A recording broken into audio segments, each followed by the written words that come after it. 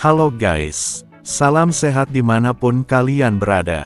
Di video kali ini kita akan membahas mengenai bukan November, Erick Thohir belak-belakan tunda naturalisasi Kevin Dix hingga Maret, ini penyebabnya.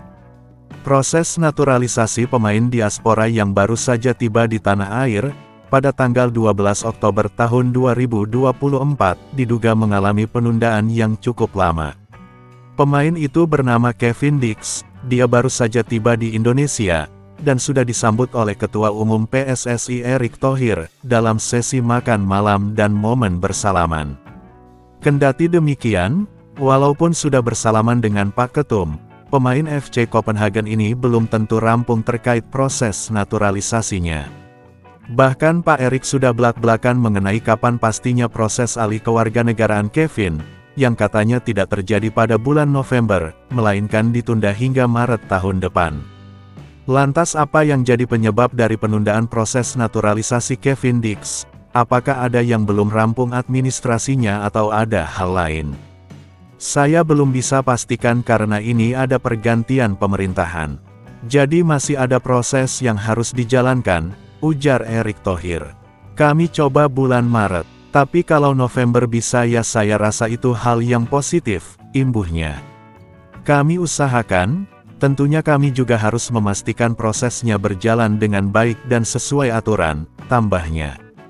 Berarti sudah dipastikan bahwa yang jadi alasan utama penundaan naturalisasi Kevin Dix, adalah sistem pemerintahan di Indonesia yang sedang mengalami transisi atau perubahan.